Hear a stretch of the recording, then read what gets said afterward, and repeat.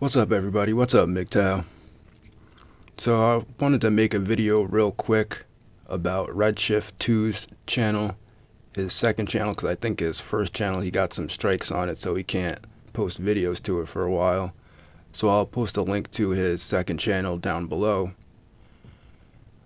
But also I wanted to talk about YouTube rankings or their algorithm system, and also since Redshift's always talking about 666 in his Illuminati videos or his Illuminati symbolism videos, I'd like to just put my 2 cents in on the whole 666 symbology or whatever, numerology. So first off, the YouTube rankings or supposed rankings and the fact that people are looked at as having some type of rank depending on their subscriber count is pretty idiotic. Because to me, I just look at the information that the people are presenting and whether it's valid or invalid. And from what I see, most of Redshift's information is pretty on point when it comes to MGTOW stuff. And he's got some pretty unique insights as well on MGTOW topics, specifically, male-female dynamics and male-female psychology and stuff like that. And he has some interesting points on Illuminati symbolism in videos, but it doesn't seem like he's studied much of the actual primary text of esoteric philosophy. But, you can just look at people's channels, and the basic way I look at it is their subscriber to video view ratio, which, some people have hundreds of thousands of subscribers, but they might only get 2,000, 3,000 views per video, which is a pretty low ratio. I have about 1,000 subscribers, and I usually get 100 views on my videos. So it's about a 10% view to subscriber ratio. Now, just to show how silly looking at people's subscriber count is versus the actual information that they're presenting is the fact that if you were to look at just the views to subscriber ratio, then actually Andy Nowicki would be the highest ranking MGTOW in the entire MGTOW sphere. And Andy Nowicki's not a MGTOW. But Andy Nowicki only has about 2,000 subscribers, yet he has MGTOW videos that have over 71,000 views on them. So his view to subscriber ratio is ridiculously high.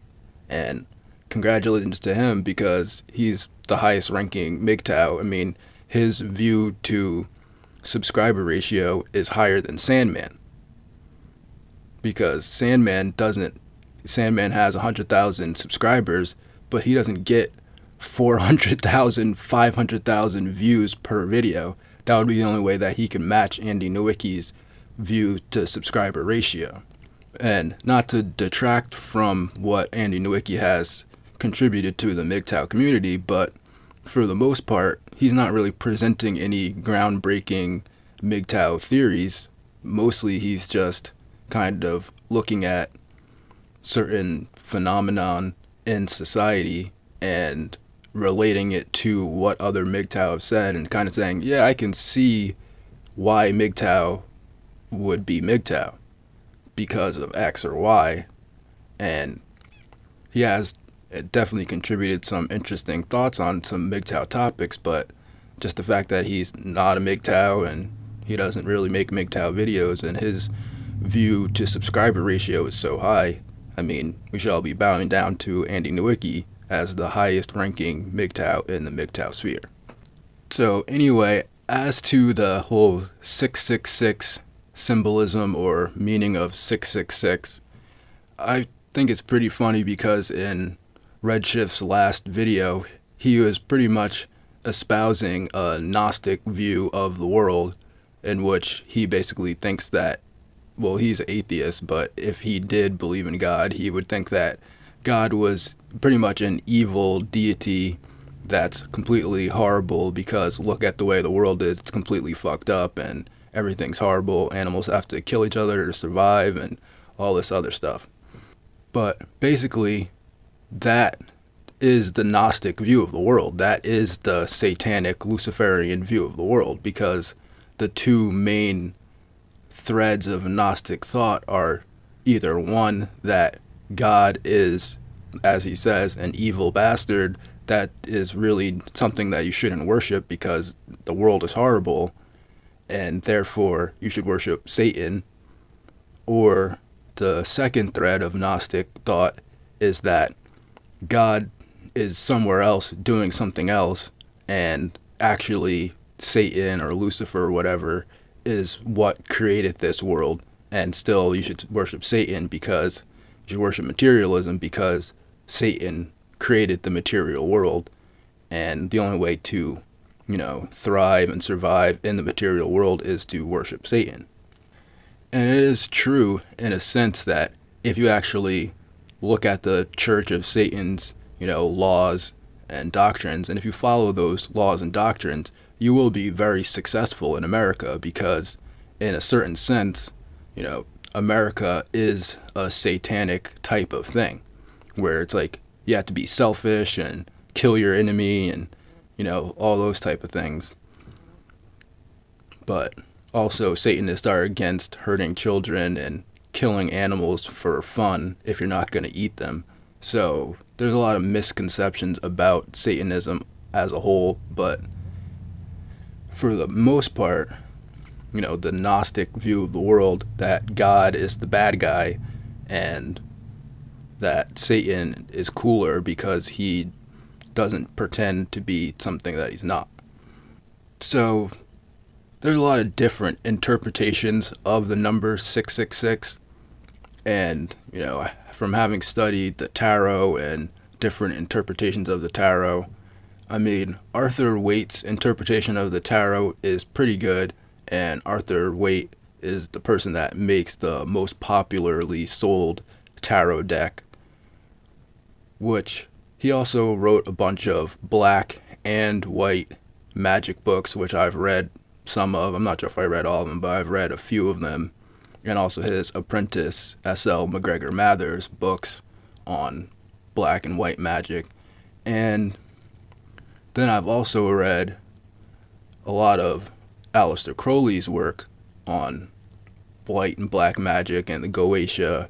And I read the Book of the Law and also the Book of Thoth. And I have the Book of Thoth tarot deck, which I prefer the Book of Thoth tarot deck because it doesn't have all the Christian symbology in it like the Arthur Waite deck does, which is just another interesting side note because the fact that Arthur Waite's supposed to be a Satanist or whatever, or some type of person like that, but his tarot deck is completely full of Christian symbology, and I'm pretty sure that he was some type of Christian himself.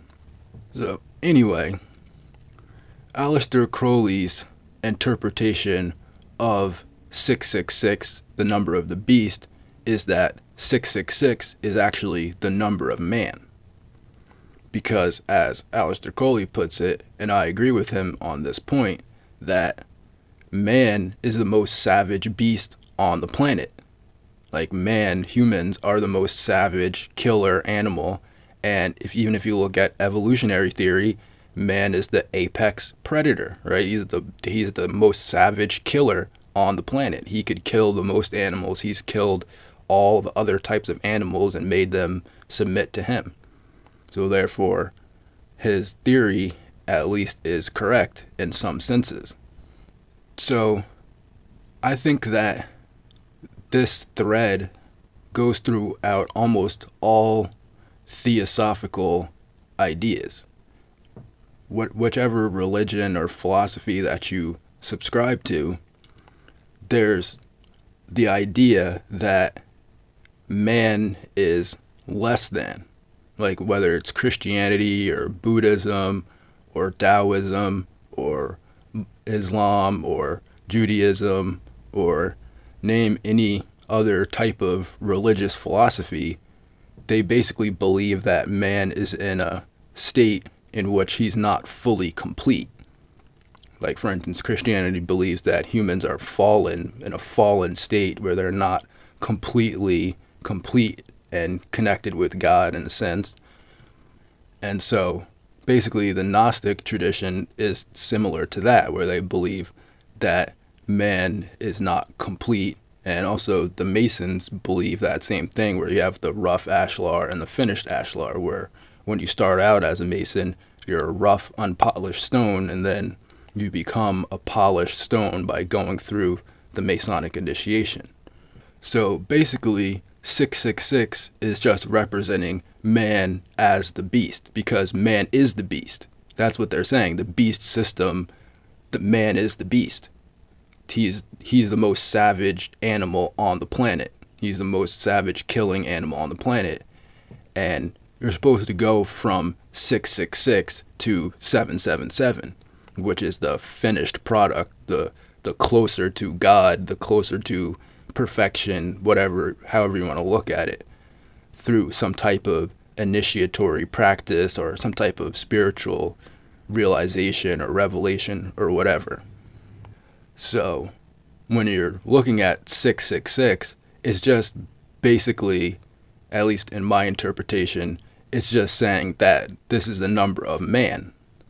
The mark of the beast is the mark of man, that you are an unfinished product, and it's just a very interesting philosophical way to look at humans. Because sure, we should all strive for perfection, but it's a way of looking at man as if he's incomplete. I mean, even the cult of marriage is similar. It's like, if you're a bachelor or you're unmarried, you're somehow less of a person than a person that's married, because they're a higher level. They've ascended to a higher level of being because they're able to find a mate, find their soulmate, whatever, however you want to look at it. It's just this whole philosophy that you're lacking something, that you're not complete until you complete some process of evolution or ascension or revelation, however you want to look at it.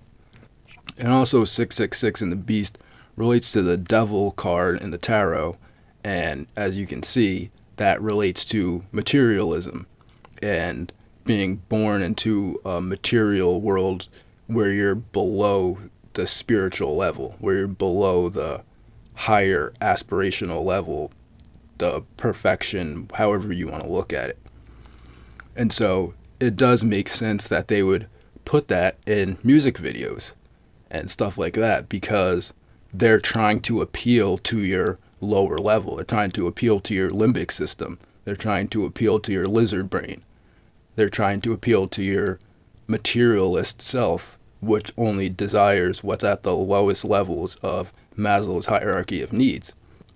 And so it makes sense that they would use that as a representation of that, because the music is in a low vibratory state, and they're trying to keep you in a low vibratory state where you're only focusing on your physical needs. And that's how they sell you stuff, because you constantly think about sex and stuff like that, and you can't get to that higher level, or I guess the prefrontal cortex or the neocortex, where you're actually thinking about stuff. And so, there's a lot of misinterpretations of esoteric philosophy. Most people don't take the time to actually look at it themselves, but it's just very interesting to me, because it's the one thing that people won't look at, and it seems to me that part of it has to do with the Christian background of American society, where, for instance, you wouldn't go to Sam Harris to find out about Christianity. You would go to a priest or read the Bible. But yet, when you want to find out about esoteric philosophy, then you watch Christian conservative conspiracy channels, and they tell you that everything that's on within esoteric philosophy is Satanism, which of course they believe it's Satan, because they believe that everything that's not Christian is Satan. That's how Christianity works. If it's not Christian, then it's Satan. So, for instance, Christians oftentimes misquote Aleister Crowley from the Book of the Law when they're saying that he's saying, "Do what thou wilt" is the whole of the law. But that's not actually the complete quote from the book. The actual complete quote from the Book of the Law is that, quote, "There is no law beyond do what thou wilt. Love is the law, love under will," end quote. So even though Christians are saying that Aleister Crowley is the most evil person in the world, in his book that they quote from, he's saying that love is the law and that you should love under will, meaning that you should want to love people, that you should will to love. So you can see right there that there's some serious misquoting and misrepresentation of what Aleister Crowley has said in his book.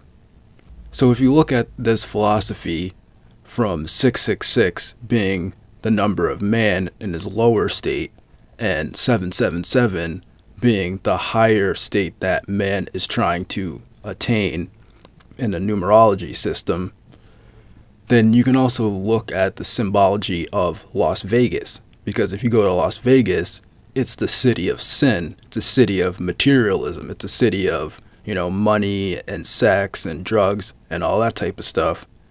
But then when you hit a jackpot on a slot machine, you get 777. That's the number that you get to win the jackpot.